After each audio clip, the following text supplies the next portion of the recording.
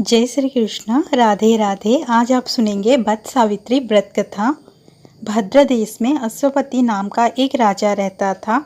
उनकी कोई संतान नहीं थी। संतान पाने के लिए राजा प्रतिदिन मंत्रों के उच्चारण के साथ 1,00,000 आहुतियाँ देता था। यह सिलसिला 18 वर्षों तक जारी रहा।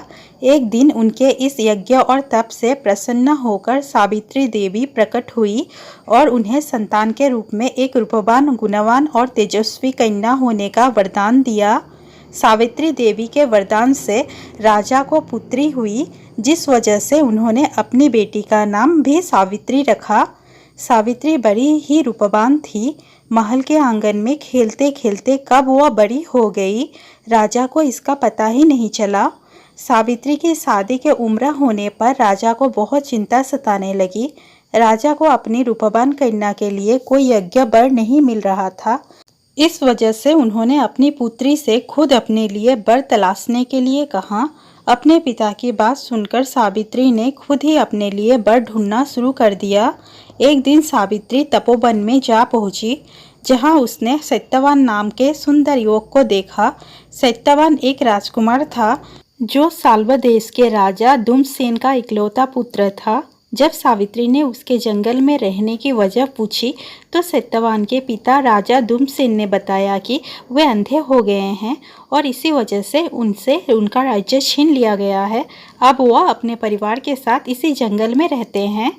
सावित्री ने राजकुमार सत्यवान और उसके पिता राजा दुम्नसेन के बारे में अपने पिता को बताया और इच्छा जाहिर की कि वह राजकुमार सत्यवान से शादी करना चाहती है। राजा अश्वपति बेटी को दिए वचन को पूरा करने के लिए तपोवन जंगल गए। वहां पहुंचकर राजा ने दुम्नसेन से मुलाकात की और उन्हें उनके पुत्र सत्यवान के लिए अपनी बेटी सावित्री से विवाह का प्रस्ताव दिया। राजा अश्वपति की बात सुनकर राजा दुम्नसेन ने बड़े ही निराश मन से कहा, हे राजन, मुझे आपका प्रस्ताव मंजूर है। मेरा पुत्र सत्यवान गुणवान, धर्मात्मा और बलवान है, लेकिन ऋषिराज नारद ने मुझे बताया है कि यह अल्पायु का है, जिसकी अगले वर्ष अमावस्या के दिन मृत्यु हो जाएगी। इसलिए मैं आपसे और आपकी पुत्री से विनती करता हूँ कि आप किसी और युवक से अपनी पुत्री की शादी करवाएं। राजा दुम्नसेन की यह बात सुनकर राजा अश्वपति और उनकी बेटी सावित्री काफ़ी निराश हुए। लेकिन सावित्री ने कहा कि एक आर्य समाज की स्त्री होने के नाते वह अपने मन में सिर्फ एक ही युवक को पति के रूप में देख सकती है। राजकुमार सत्यवान के अलावा अब वह किसी अन्य युवक से विवाह नहीं कर सकती है। सावित्री के जिद के सामने राजा अश्वपति और राजा दुम्नसेन को झुकना पड़ा।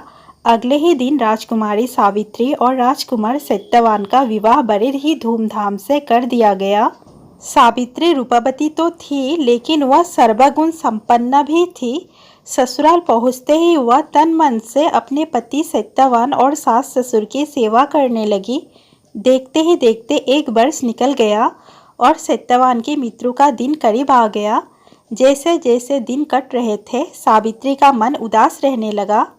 उन्होंने नारद से पूछा कि क्या वह अपने पति की उम्र को बढ़ा नहीं सकती है। तो इस पर नारद ने उन्हें अमावस्या के 3 दिन पहले देवी सावित्री का उपवास करने और वट के पेड़ की पूजा करने का निर्देश दिया। नारद के बताए अनुसार सावित्री ने सत्यवान की मृत्यु वाले दिन यानी अमावस्या से 3 दिन पहले देवी सावित्री के नाम का उपवास किया और वट के पेड़ की पूजा की। साथ ही अपने पितरों का पूजन भी किया। देखते देखते यह 3 दिन भी निकल गए और अमावस्या यानी सत्यवान की मृत्यु का दिन आ गया। हर रोज की तरह अमावस्या के दिन भी सत्यवान जंगल में लकड़ी काटने गया और सावित्री भी उसके साथ गई। लकड़ी काटते समय सत्यवान ने सावित्री को बताया कि अचानक उनके सिर में तेज दर्द हो रहा है। सत्यवान की यह बात सुनते ही सावित्री समझ गई, यही उसके पति के जीवन के आखिरी पल है। वह जमीन पर एक वट के पेड़ के नीचे बैठ गई और सत्यवान का सिर अपने गोद में रखकर सहलाने लगी। अगले कुछ ही क्षण में सावित्री के सामने यमराज खड़े थे और वे सत्यवान के प्राण को अपने साथ लेकर जाने लगे। सावित्री भी यमराज के पीछे पीछे जाने लगी। यमराज ने पहले तो सावित्री को बहुत मनाया कि वह जो भी कर रहे हैं वह पहले ही लिखा गया है। वह बस अपना कर्म कर रहे हैं। लेकिन सावित्री ने यमराज की बात नहीं सुनी और वह उनके पीछे पीछे चलती रही। सावित्री के इस निष्ठा और पति के लिए उसका त्याग देखकर यमराज काफ़ी प्रसन्न हुए और उन्होंने सावित्री को वरदान मांगने के लिए कहा। यमराज की बात सुनकर सावित्री ने कहा, हे यमराज, मेरे सास ससुर अंधे हैं, आप उनकी आँखों की रोशनी वापस करने का वरदान दीजिए। यमराज ने कहा, ठीक है, ऐसा ही होगा। जाओ, अब घर जाओ, तुम्हारे सास ससुर अब अंधे नहीं रहें। ऐसा कहने के बाद यमराज फिर आगे बढ़े, लेकिन सावित्री फिर से उनके पीछे पीछे चलने लगी।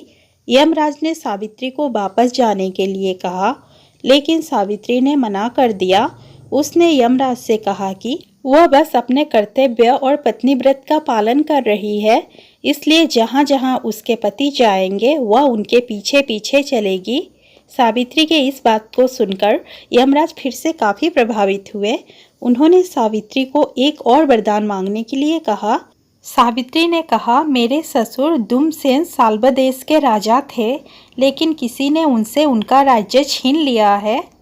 कृपया करके आप उन्हें उनका राज्य वापस मिलाने का वरदान दें। यमराज ने सावित्री के इस वरदान को भी पूरा कर दिया और कहा, जाओ, अपने ससुर के राज्य में जाओ। अब वे जंगल में नहीं, अपने महल में सोते हैं। यमराज ने इतना कहा और फिर से सत्यवान के प्राण को लेकर आगे बढ़ चले, लेकिन अब भी सावित्री उनके पीछे पीछे चली आ रही थी। यमराज यह देखकर काफ़ी हैरान हुए। उन्होंने सावित्री से इसकी वजह पूछी तो सावित्री ने बताया कि एक पत्नी का फर्ज है कि वह वहीं रहेगी जहां उसका पति रहेगा। अगर उसे ससुर के महल में उसके पति नहीं होंगे तो उस महल में उसके जाने का कोई अर्थ नहीं है। सावित्री के इस बात को सुनकर यमराज काफ़ी प्रसन्न हुए। उन्होंने सावित्री से कहा, हे पुत्री, तुम न सिर्फ रूपवान गुणवान हो बल्कि एक पतिव्रता भी हो। मैं तुम्हारे इन्हीं गुणों से काफ़ी प्रसन्न हूँ। तुम मुझसे तीसरा वरदान भी मांग सकती हो। यमराज की इस बात को सुनते ही सावित्री ने कहा, हे यमराज, आप मुझे 100 संतानों की माँ बनने का वरदान दे। सावित्री के इस वरदान को सुनते ही यमराज ने कहा, हे पुत्री, अब घर जाओ, मैं तुम्हारे इस तीसरे वरदान को भी पूरा करता हूँ। तुम 100 साहसी और पराक्रमी संतानों को जन्म दोगी। यमराज के इस वरदान को सुनकर सावित्री ने कहा, हे यमराज, मैं एक हिंदू नारी हूँ और आर्य कुल की जन्मी हूँ, इसलिए मेरे जीवन में सिर्फ एक ही पति होंगे और वे सत्यवान हैं। इसलिए मैं आपको अपने वरदान के अनुसार मेरे पति सत्यवान को फिर से जीवित करना होगा। सावित्री की इस बात को सुनकर यमराज और भी ज़्यादा प्रभावित हुए और उन्होंने सत्यवान के प्राण को वापस छोड़ने का वरदान दिया और सावित्री से कहा, हे पुत्री, तुम अब वापस उसी बट के पेड़ के नीचे जाओ जहाँ पर तुम्हारे पति का शरीर पड़ा था। मैंने सत्यवान के प्राण को छोड़ दिया और तुम दोनों को 100 संतानों के साथ ही अखंड सौभाग्यवती होने का वरदान भी दिया है। यमराज की बातों को सुनकर सावित्री ने उनसे विदा ली और वापस उस बट के पेड़ के पास पहुंची जहां पर उसके पति का शरीर पड़ा था। जब वह सत्यवान के करीब पहुंची तो उसने देखा कि उसका पति वापस से जिंदा हो गया था। दोनों जल्दी जल्दी जंगल से बाहर निकले और राजा दुमसेन के साल्ब देश पहुँचे। वहां पहुंचकर सावित्री ने देखा कि अब उसके ससुर को उनका राज्य फिर से मिल गया है और उनकी आंखों की रोशनी भी वापस आ गई है। तभी से हर साल ज्येष्ठ मास की अमावस्या के दिन बट सावित्री व्रत को मनाया जाने लगा। इस दिन पूरे विधि विधान से बट के पेड़ की पूजा अर्चना की जाती है और सुहागिन महिलाएं अपने पति की लंबी उम्र की कामना करती है। प्रेम से बोलिए माँ सती सावित्री की जय। दोस्तों, वीडियो अच्छा लगा हो तो प्लीज़ वीडियो को लाइक, शेयर और चैनल को सब्सक्राइब करना ना भूलें। धन्यवाद।